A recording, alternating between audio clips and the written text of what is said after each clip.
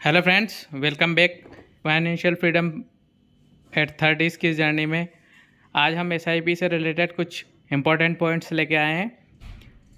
देश में एसआईपी करने वालों की संख्या लगातार बढ़ रही है और कुछ बातों का ख्याल रखकर निवेशक ज़्यादा रिटर्न प्राप्त कर सकते हैं।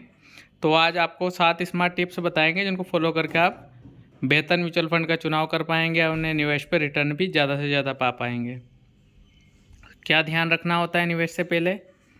सबसे पहले म्यूचुअल फंड आपको सेलेक्ट करना है तो फंड का प्रदर्शन देखें। 1 साल 2 साल का नहीं। कोई म्यूचुअल फंड 1 साल में 60% रिटर्न दे देता है, इसका मतलब ये नहीं है कि वो बढ़िया म्यूचुअल फंड है। रिटर्न देखना है 6 साल 7 साल। मैं कहता हूँ, मैं पर्सनली जो देखता हूँ पिछले 10 साल का रिटर्न देखता हूँ। जिसका स्टेबल रिटर्न है, अच्छा रिटर्न है, उसी में इन्वेस्ट करता हूँ।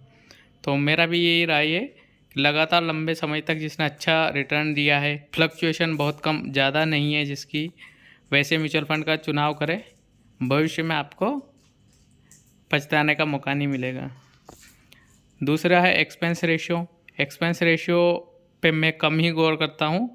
एक्सपेंस रेशियो पे आपको देखने को मिलेगा कि सारे एडवाइज़र बताएंगे कि एक्सपेंस रेशियो ज़्यादा नहीं होना चाहिए, पर एक्चुअल में हम जो रिटर्न देखते हैं वो एक्सपेंस रेशियो घटाने के बाद ही बताता है।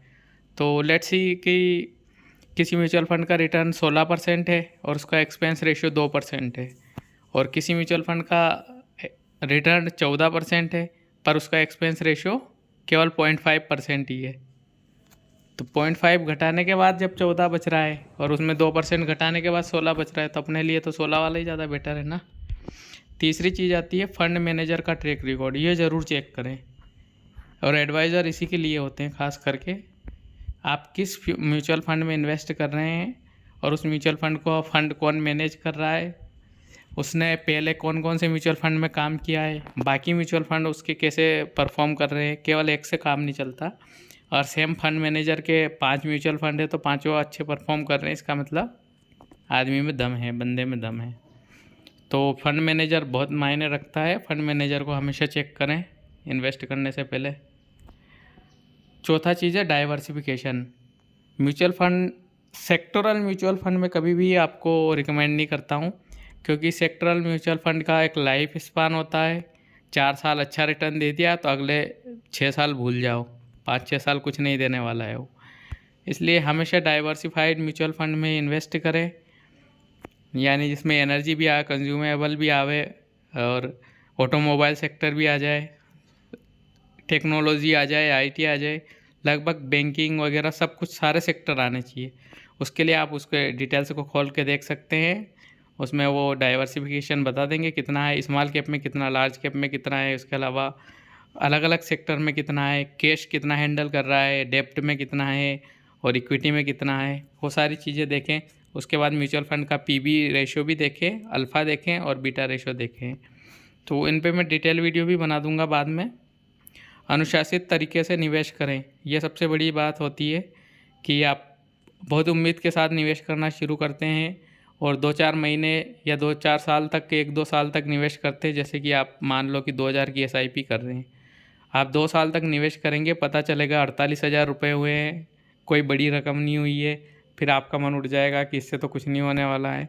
लेकिन ये लॉन्ग टर्म में जितना ही जाएगा उतना ही इंटरेस्टिंग रिटर्न आपको बढ़ता जाएगा। इसलिए अनुशासित तरीके से करें। अगर आप अनुशासित नहीं रह पाते हैं तो सबसे बढ़िया तरीका है ऑटो डेप्ट पर डाल दीजिए। अपने आप 1 तारीख 2 तारीख जो भी आप डालोगे उस पर अमाउंट कट जाएगा और वो एक्यूमुलेट होता रहेगा। कुछ चीज़ें और ध्यान रखने की होती है। फाइनेंशियल गोल फिक्स करें सबसे पहले। सबका अपना अपना गोल होता है, जैसे कि कितनी एज में आपको रिटायर होना है, कितनी एज में आपको फाइनेंशियल फ्री होना है। किसी के लिए 30 साल हो सकती है, किसी के लिए 35 और किसी के लिए 40 साल, सबकी अलग अलग होती है। उसके अलावा फाइनेंशियल अमाउंट कितना चाहिए, किसी को 50 लाख चाहिए, किसी को 1 करोड़ चाहिए, किसी को 2 करोड़ चाहिए। वो अमाउंट भी कैलकुलेट करके अपने अपने हिसाब से अपनी अपनी प्लानिंग बनाएं। ये नहीं कि किसी और की प्लानिंग को आप फॉलो कर रहे हैं। तीसरा है सही फंड को चुनें।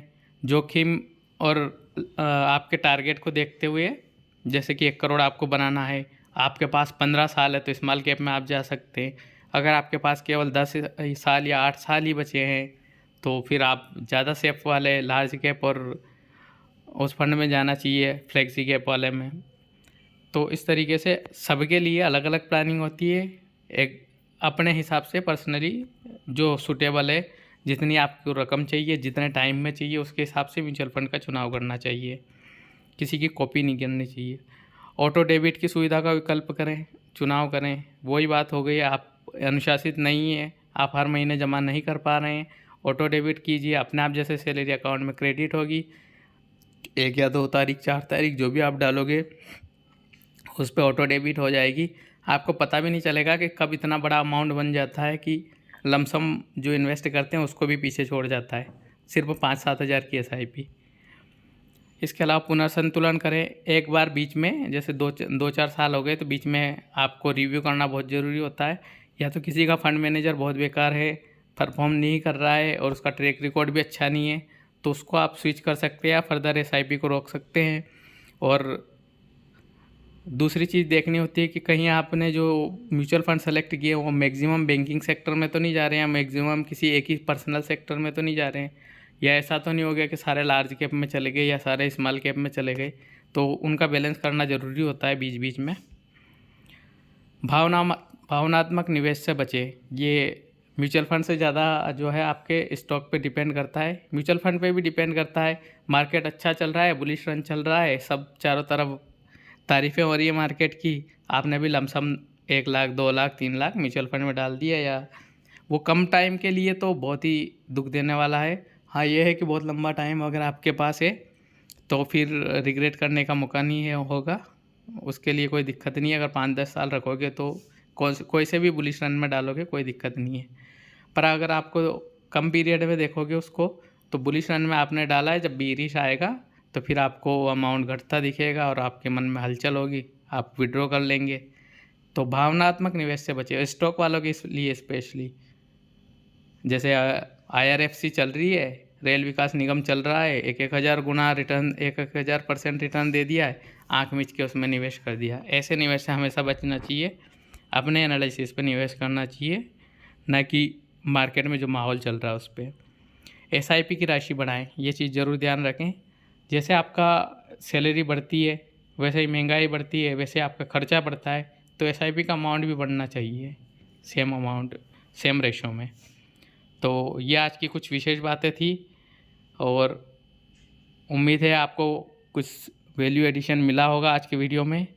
लगातार हमारे साथ जुड़े रहिए, चैनल को सब्सक्राइब कर लीजिए, आगे भी ऐसे इन्फॉर्मेटिव वीडियो आपके साथ शेयर करते रहेंगे।